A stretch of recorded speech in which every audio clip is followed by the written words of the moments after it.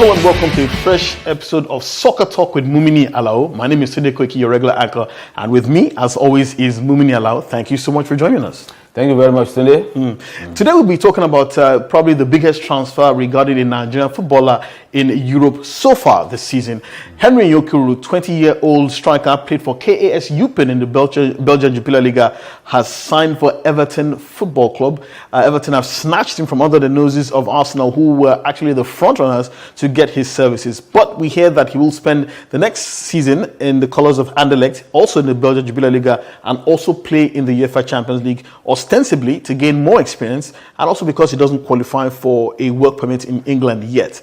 But the big issue is the fact that continuously it seems that no player from the Nigeria Professional Football League can get a direct transfer from the league to a European club. And only the last time I think a Nigerian player did that was probably Taye Taiwo, who moved from Lobby Stars to Olympique Marseille. Yeah, well, maybe eons ago. You didn't qualify the level of the European club. Oh yeah, okay, yes, you're right. Because Like a top European club. Top European club. Yes. Yeah, I think we should know that by now. We should know why most of our players cannot go straight from the Nigerian league to the very top European clubs. Why? That's because they are lacking a lot in terms of the basics when it comes to the technicalities of the game. Okay? I always say that football... Is it techniques or tactics? Tactics, thank you. Now, football has the artistic side, Yes. and then the scientific side. Very true. Okay? The artistic side is when you talk about the talent of the player. Yeah, he can trap the ball, he can dribble. He can dribble, he can run with it, he can, He do can Zagalu. pass, he can do, yeah. Or, like we normally say, in local parlance, Zagalu and all of that. But when it comes to the scientific part of it, The cerebral part you are of it. a right foot back. When your team is on the ball, these are the things you should do. When your team is off the ball, these are the things you should do. Or you are a left-sided midfielder. When we are on the attack, this is where you should stay. When we are on the defense, this is what you should do. A lot of Nigerians, even after playing 5-10 years in the domestic league, they cannot grasp these basic principles of the tactical side of the football. Things like pressing, things like containing, Absolutely. things like... And that is why they find it difficult to go from our league straight into the top European leagues. Because, look, these coaches out there, they are fascinated by the skills of the Africans. They are fascinated by the talent that we show. Yes. But they are usually surprised at our lack of awareness when it comes to the tactics of the game. How raw we are. Yes, and that's how they take advantage of us. Let's take example of Brazil, who are the masters of the artistic side of the game. For a long time, Brazil were the dominant, football team in the world. But what happened to them the last time they hosted the World Cup? They lost to Germany on home turf by 7 goals to 1. Okay, because look, it was the scientific part of the game up against the artistic side of the game, and the science won. And so we even argue that Germany had also mastered the artistic part of the game as well. Look, if you go to Europe now, you find the Iniestas of this world. You find the Modric of this world. They also have the talent, the natural skills now. They can demonstrate the natural skills. But in addition to that, they are very, very much tactically aware. And I think that's why the South Americans, they have also now adjusted. Yes, very true. They have had to adjust. They can't no longer rely purely on their skills. Okay, but back here in Nigeria, we still think our skills are enough to get us to the top. So who do we blame for this? Is it the media who continue to perpetuate the myth that Nigerian players are skillful, players in the Nigerian Professional Football League are good enough to get into the national team or any team in the world? Or is it even greater than that? Could it be the level of coaching that we have? It is obvious that it is a lack of coaching. And that means even our coaches in the domestic league are not good enough. Because you can't give what you don't have. Okay, so fine, the coaches just play on the talents of these players. They just rely on the talents. And because you are playing like for like. Yes. Okay, all the teams in the domestic league, Rangers, Shooting Stars, they all play the same kind so they are... tactically, all the players are at the same level.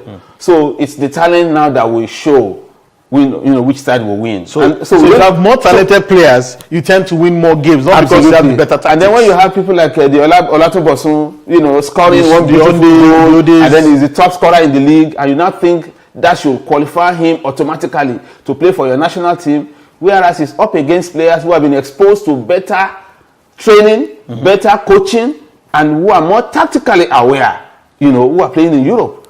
Naturally, the coaches, the national team coaches, will go for the foreign-based players. Okay, so I think we need to come back home now. There is no doubt about the talent, the skills of the Nigerian players, but in terms of their education, their awareness when it comes to the game, their tactical discipline is very, very, very poor, and it's down to the poor coaching that they are getting. So I would say, if you ask me to make a recommendation, I would say the Nigeria Football Federation needs now to standardize coaching at the basic level. When I say the basic level, I'm talking about the academies that are all over the place now. Every Tom, Dick, and Harry has a football academy. What are they teaching those kids at those academies? In fact, how qualified are the coaches at those academies? Interesting. Okay, so I think those are the things the NFF now needs to do. They need to standardize. Okay, they need to come up with curriculum for this academy, and they need to say, look, if you don't have this level of qualification, you cannot even open a football academy, much less have kids in there.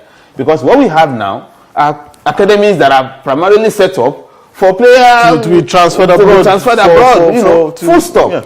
And so such players, they cannot add any value to the national team.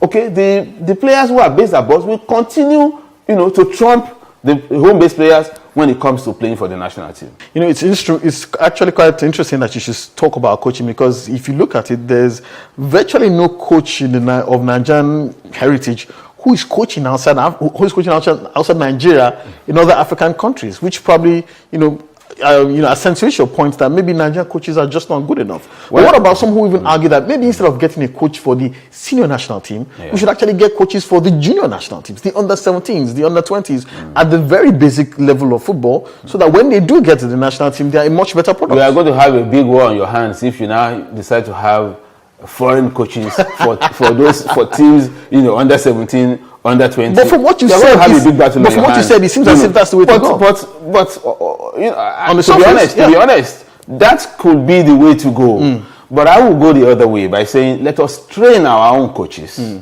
Let's train them better.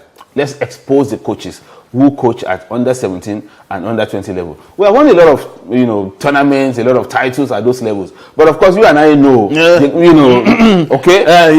that is so. Yes. So we are not going to go there because everything is exposed the moment we get to the senior level. So I think the coaches, the Nigerian coaches who handle the under-17, under-20, and the academies in particular. I'm particular about the academies because this is where most of these players come from. Even those who come to the under 17 and 20, they come from these academies.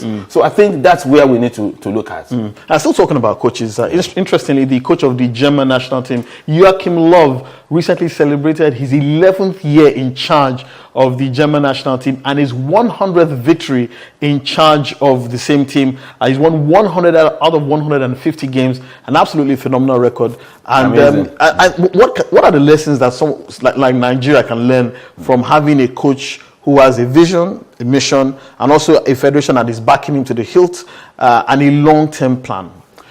Well, you've said it all today, but we have to concede that the structures that Joachim Löw is working with in Germany, I mean, we all know that the Germans are the masters when it comes to organization, efficiency, everything. So the kind of structure that he has at his disposal will definitely help him to achieve the kind of results that he has achieved. Of course, that's not taking anything away from his own personal brilliance, but I'm saying the structures are there for him to build upon. One can easily run to the conclusion to say, continuity. But if you don't have the results, there's no way you can survive in coaching for that long. Very true. It's because he's had the results to show. In fact, he's the most successful coach in German football history. And taking them to the World Cup finals and winning it. World Cup, So he's been consistent with the results, and that has also helped him to continue, to be the coach. And I see him being there for a few more years, because during the Confederations Cup, even he came out to confess that, look, the kind of young players that have come through again, that he has to, use at the national. Exactly. And he wasn't part of that. No. They eventually brought a second team to the Absolutely. So the system has produced for him now fresh talents who are already tactically well educated.